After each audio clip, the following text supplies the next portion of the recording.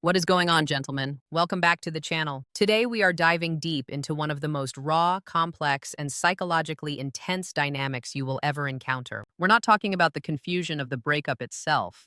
We're talking about the aftermath. We are talking about that precise, terrifying moment of clarity when she knows she's lost you. It's not a switch flipping. It's a slow, cold dawn. The moment she doesn't just think it, but she knows it. Her entire perception of reality shifts. The power dynamic, which she held, has not just balanced, it has inverted. And this inversion, this sudden, shocking loss of control, triggers a cascade of behaviors that are predictable, desperate, and deeply revealing. When a woman truly knows that you are gone, that your emotional energy, your validation, and your future are no longer accessible to her, she enters a state of psychological panic. This isn't about love, not always. It's about value, control, and a deep-seated fear of having made a catastrophic, irreversible miscalculation. The first thing you must understand is the engine driving these behaviors: cognitive dissonance. This is a psychological term for the intense mental discomfort experienced when holding two or more contradictory beliefs, values, or attitudes. In this case, her two conflicting beliefs are: I chose to leave him, I pushed him away, I am better off without him. This is her action and the narrative she built to justify it. He is incredibly valuable, and my life is quantifiably worse now that he is gone. This is the new reality that has just hit her. This conflict is torture.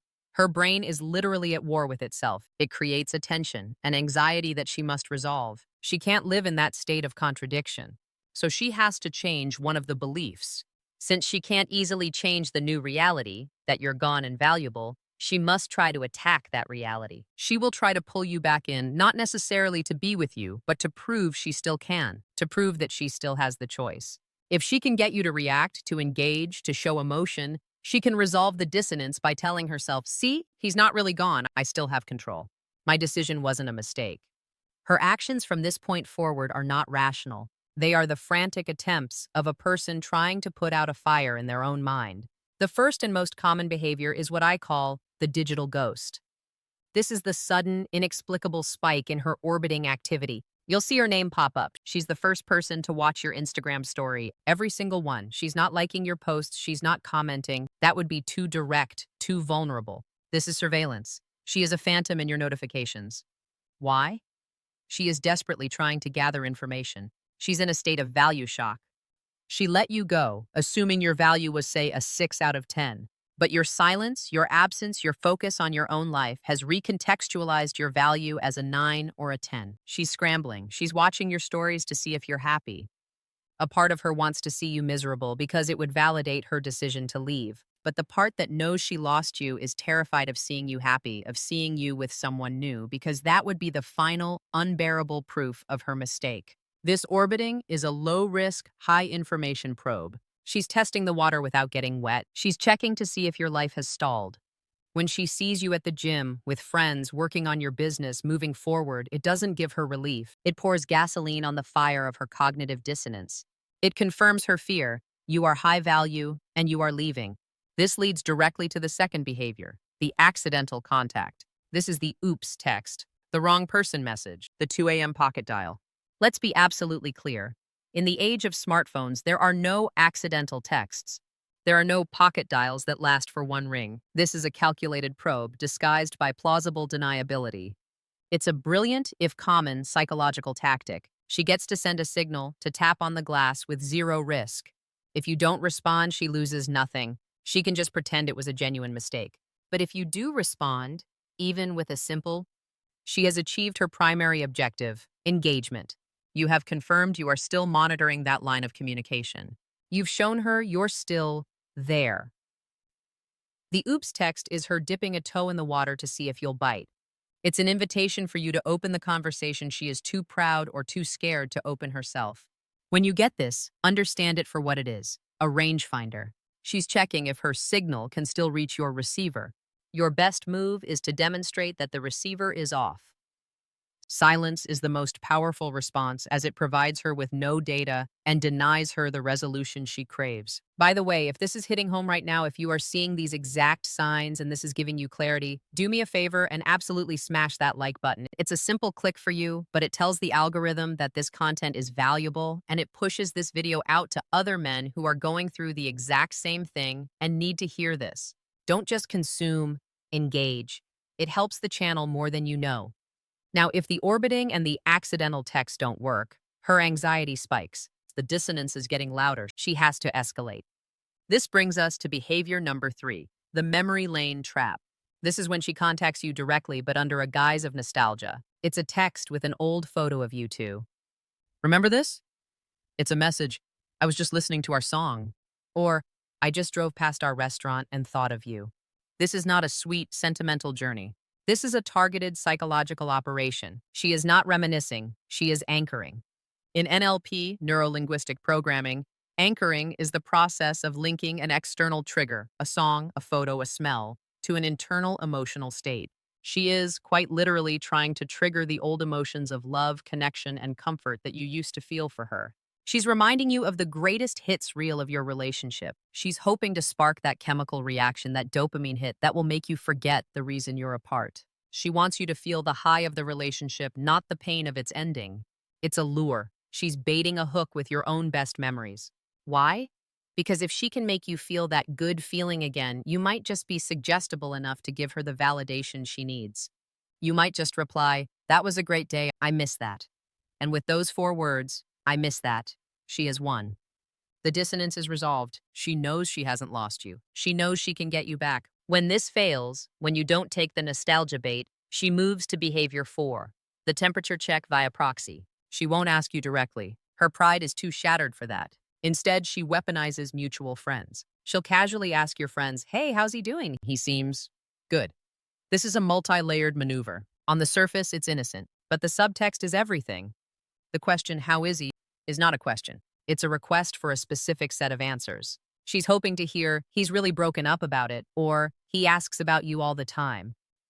This would be a massive ego boost and would calm her anxiety, but she's also, and this is key, performing for your friends. She's planting a narrative. By asking about you with a hint of sadness or concern, she's communicating, "I still care. I'm a good person." Maybe he's the cold one. She's trying to manage her social reputation. The most critical part of this is that she knows, she counts on, your friends reporting this conversation back to you. The real message is for you. The message is, "I am still thinking about you. I am still concerned about you." It's another probe, delivered by a third party, designed to make you think, "Oh, she does still care," and perhaps, just perhaps, make you the one to reach out. It's an attempt to make you do the heavy lifting she's terrified to do. If all of this fails, the dissonance becomes unbearable. The validation she needs has been denied at every turn. Her panic sets in, and this is where we see behavior number 5, the emotional volatility swing. This is the most confusing behavior for most men. One day you get an angry, accusatory text. "You've moved on so fast. You never really cared. I can't believe you're ignoring me."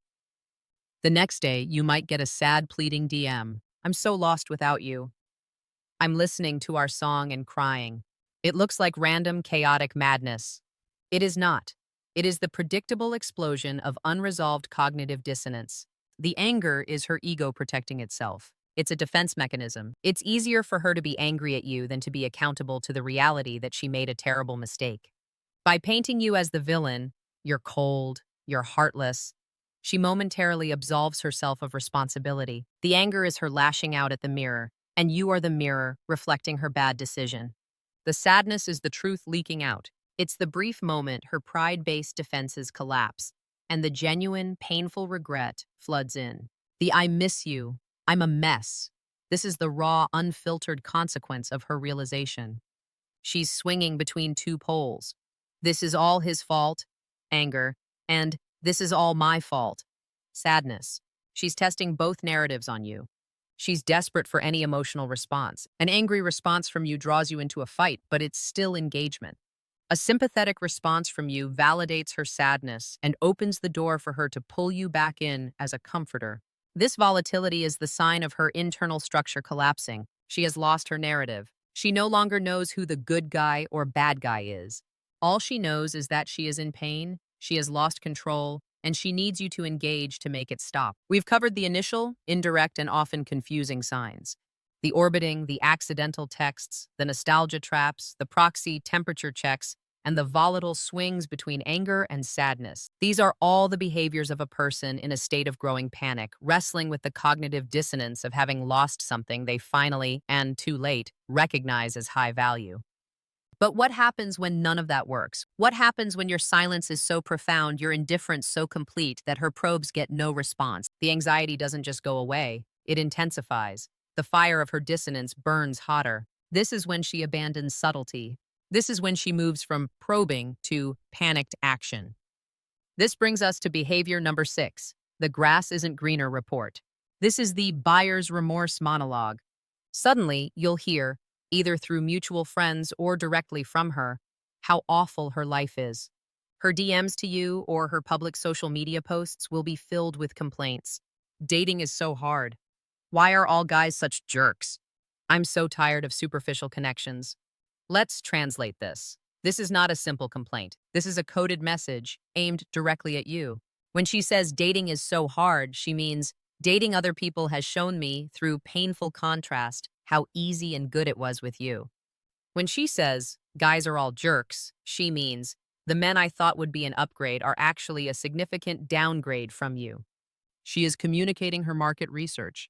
She left thinking the grass was greener. She went out into the open dating market and got a brutal, cold, objective lesson in her own market value and, by extension, yours. She didn't just find that the grass wasn't greener. She found she'd left a private, irrigated oasis for a patch of dry, brown weeds. This is a strategic move to lower your perceived risk in taking her back. She's signaling, you don't have to worry about me leaving again. I've seen what's out there. I was wrong. She is presenting herself as a reformed partner, someone who has learned her lesson. She's trying to make you feel safe by showing you her failure. When this still doesn't get a response from you, she'll pull out one of the oldest and most transparent tactics in the book. Behavior number 7, the overt jealousy play. This is a classic low vibrational move. She'll suddenly post a picture with a new guy. It's often a bit too staged. Their arms are too wrapped around each other. The caption is too on the nose about how happy she is. Or if she's out with friends, she'll make a point of being filmed laughing extra hard, surrounded by other men. You must understand, she is not posting this picture for her new guy or for her friends. She is posting it for you. It is a shock paddle to your heart. She's trying to see if there's a beat left. She's not trying to show him off. She's trying to activate your territorial instinct. She's trying to trigger your fear of loss. Her thinking is, if he sees me with someone else, his primal competitive drive will kick in. He'll realize that if he doesn't act now, he'll lose me forever to this guy. It's an act of pure desperation. The happy photo is, in reality, a panic button. It's a gambit. She's risking revealing her new, and likely superficial, relationship in the hopes that it's a strong enough jolt to get you to finally break your silence and fight for her. When you see this, don't feel jealousy, feel pity. It's the sign of a person who is out of good ideas. I'm curious and I read all the comments. Which one of these signs have you seen? Drop a comment below with the number of the sign you're dealing with right now. 1 for orbiting, 7 for the jealousy play, all of them. Let me know. Let's see how common this really is. And if you're getting value from this breakdown, subscribe to the channel. I am dropping high-value psychological breakdowns like this every single week, and you don't want to miss what's coming next. Okay, so the jealousy play has failed. You didn't react, you didn't text her, you may have not even watched the story. Now she is in full-blown 5-alarm panic. She has no cards left to play. All of her indirect, safe tactics have failed. This is when she finally sheds her pride. This brings us to behavior number 8, the fix-it proposal. This is the, can we talk and text? This is the, can we just meet for coffee? I just want to clear the air. Or the most insidious version, can we please just be friends? Let's dissect this, especially, can we be friends? This is never about friendship. This is a demotion she offers you in order to keep you on the roster. It's an attempt to move you from ex to bench warmer. She can't stand the total loss of your energy, so she's negotiating for partial access. Friendship is a Trojan horse. It's a way for her to keep you in her life, to maintain a line of communication, to monitor you, and to have you as an emotional support system. All under the safe and non-committal banner of friendship. It gives her an excuse to text you, to ask about your life, and to slowly work on you over time, all without her having to commit. It is a request to place you in her back pocket in case her other options fail. The "can we talk" message is a bit more direct. This is her admitting she needs to engage, but it's still a trap. The talk is rarely about closure. The talk is her final sales pitch. It's her last-ditch effort to get you in a room or on the phone where she can use her charisma, her voice, her tears, and her physical presence to override your logical decision to move on. She knows her power is highest in person. The talk is her trying to move the battle to her home turf. When that fails, we have behavior number 9, the public performance of regret. Her social media, which was recently a happy jealousy play, now does a 180. It becomes a shrine to her sadness. You'll see quote cards. You don't know what you have until it's gone. Sometimes you have to let go of the one thing you can't live without.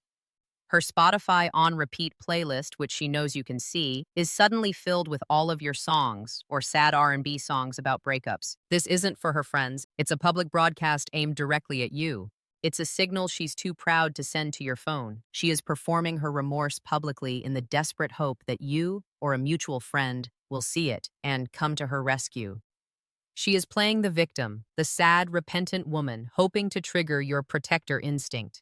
She wants you to see her suffering and feel compelled to fix it, to save her from the sadness that she caused. And finally, when the public performance gets no applause, when the coffee invitation is ignored, when she is left with nothing, we get behavior number 10, the Hail Mary admission. This is the 3 a.m. text. This is the multi-paragraph essay sent to your phone. The games are over. The plausible deniability is gone. The pride is swallowed.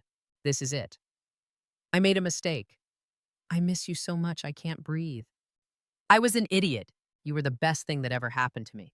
Please just tell me if there's any chance. This is the final, raw, unfiltered admission. The cognitive dissonance has completely resolved, and the belief that lost the war was her justification for leaving. The belief that won is the cold, hard truth. He is high value, I lost him, and I am in deep, deep regret. This is her final surrender. This is the moment she confirms, in no uncertain terms, that she knows exactly what she lost. So why does this all happen? The real psychology is deeper than just missing you.